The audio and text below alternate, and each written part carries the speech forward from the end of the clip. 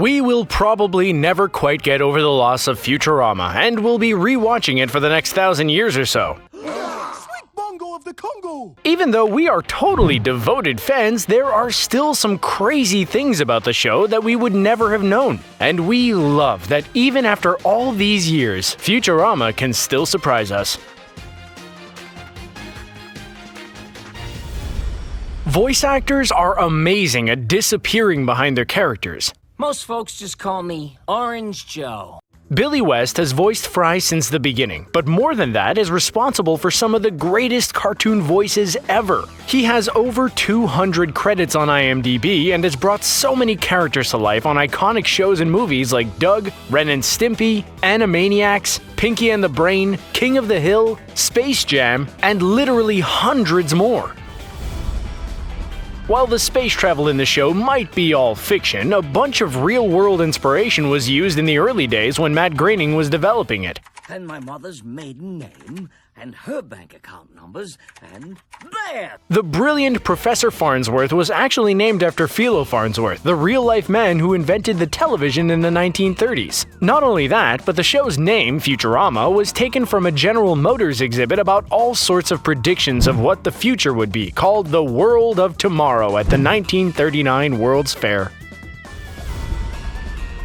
We all know that Futurama went through a bunch of sticky situations with the networks, but this one is perhaps the worst of all. The episodes were almost never broadcast in the order that the creators had intended. Instead, the networks had messed around with the order and even aired 5 that had been intended for the first season in the second. On top of that, it was so bad with season 5 that the creators didn't even know which episode was going to be broadcast as the finale.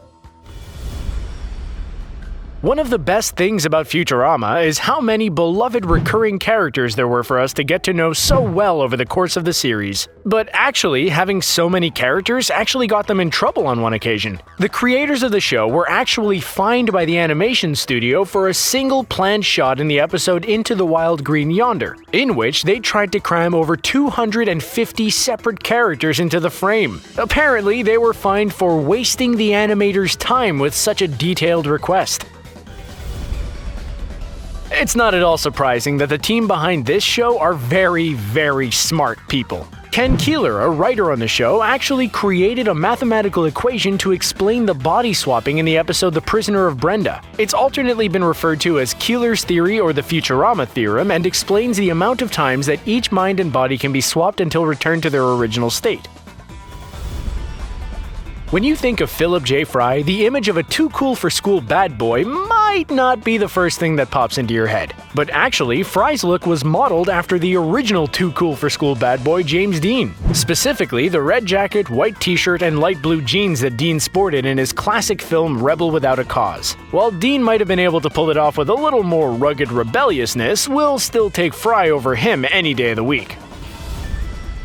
We always knew that Bender could do anything, and looking back at the show, this becomes more true than we ever could have imagined. Over 7 seasons, Bender has done just about everything. He has been a toilet, a pager, a grill, an answering machine, a mailbox, a tape player, a recorder, a suntan lotion dispenser, a lighter, a camera, a beer pump, a timer, an amplifier, a time machine, and a laser projector. Has any robot ever done more?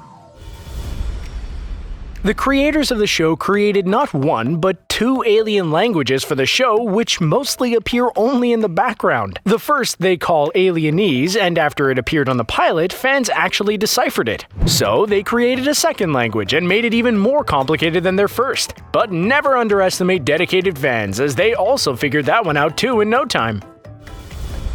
It's common knowledge that almost all really great artists have been influenced by one another, and the same can be said for Matt Groening when he created Futurama. In fact, he pulled influences for the show from everywhere. From Leela's tank top, modeled after Sigourney Weaver in Alien, to Bender being named after John Bender from The Breakfast Club. Philip J. Fry was actually named after the late, great Phil Hartman, who was originally cast to play Zap Brannigan before his untimely death.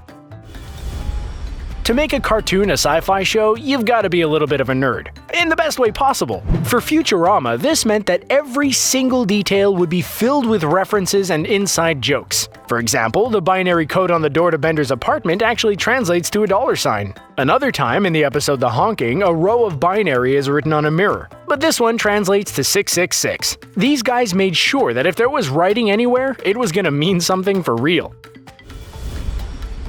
Not only are there all kinds of math jokes all over the show, but they really lay the obscure history jokes on thick too. In the episode Ahead in the Polls, there's a booth in the background of a shot that reads Bull Space Moose Party. This is a reference to Teddy Roosevelt's Progressive Party, which was given the nickname Bull Moose Party. Also, we can see that Grover Cleveland has 2 heads in the Head Museum because he served 2 terms as president non-consecutively. A science fiction show about a mismatched but lovable group of space explorers traveling the galaxy together is hardly a new premise for a hit show, and that fact was not at all lost on the creators of Futurama. But you might not see all of the references they make so much as hear them. Futurama sourced sounds from all sorts of famous shows set in space, from the whooshing of a lightsaber to the exact sound of the Star Trek-style doors opening and closing. Even sounds from the Jetsons were included. The character of Hermes has been a fan favorite since the beginning, but he was almost entirely different. Just like Fry, who was originally going to be named Curtis, and Bender, whose first name was going to be URL, pronounced Earl, Hermes' name was originally Dexter, and he was not written as Jamaican. The character was changed when Phil Lamar went into the booth and started playing around with the accent. They loved his Jamaican interpretation and set out to rewrite the character. One of our favorite little background jokes in all of Futurama are the owls. They roam the streets in the year 3000 just like pigeons and rats do today in major cities everywhere. You might not have noticed them if they weren't so adorable. It might just seem like a fun addition, but they actually do have an explanation. The owls were released in an attempt to quell the city's rat problem, but ended up doing way too good of a job and totally taking over. Futurama has been one of the most beloved shows since it began airing in 1999, but unfortunately it was never treated all that well by the network, which led to its untimely cancellation in 2003. But it was the little show that could, and came back 5 years later when Comedy Central rebooted it as a handful of straight-to-DVD movies, which were then split up into the show's season 5. Then it came back for 2 more seasons in 2010 before finally finishing off for good. Or did it?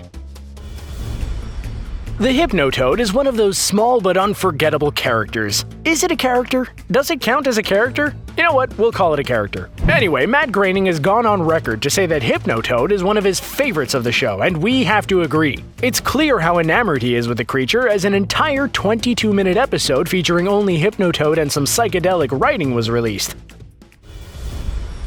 You'd think that a character with a very famous catchphrase might actually, say that catchphrase every now and again. But when it comes to Zoidberg, he has never, not once in the entire history of the show, said the words, "Why not Zoidberg?" out loud. In fact, it's all because of the internet and the popularization of memes that Why Not Zoidberg even became a thing. All it took was one Reddit post hitting the front page and suddenly a sensation was born. We know that Bender is made of metal because, well, he's a robot. And also because he's told everyone to kiss his shiny metal butt on probably hundreds of occasions. Over 140 episodes, Bender has reported that he is made of 40% scrap metal, 40% dolomite, 40% lead, 40% zinc, 40% wire, 40% titanium, 30% iron, 40% chromium, 40% horseshoes, along with being 40% empty, 60% storage, and 0.04% nickel, which adds up to over 300%.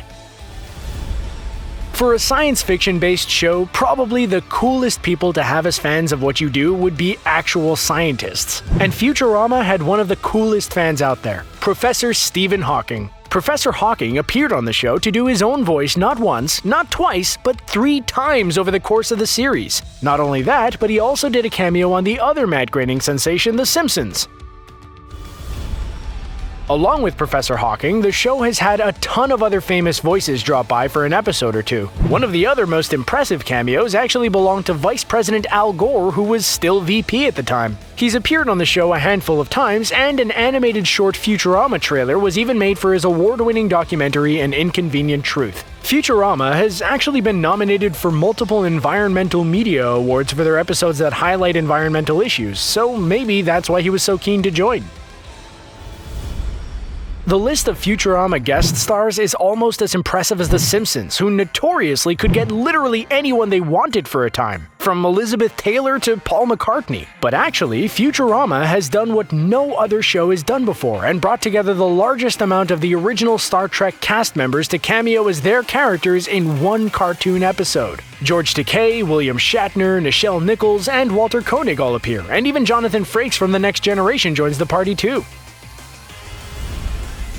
When the Professor's clone Qbert entered the scene, some fans really didn't take to him. They thought he was annoying and frustrating, which is actually a bit of a funny catch-22. See, Qbert was originally introduced to the show as the voice of the fans. That's right, the creators had gotten a bit tired of their rather demanding fan base, and decided to create a character who would spend all of his time pointing out flaws and generally driving everybody insane.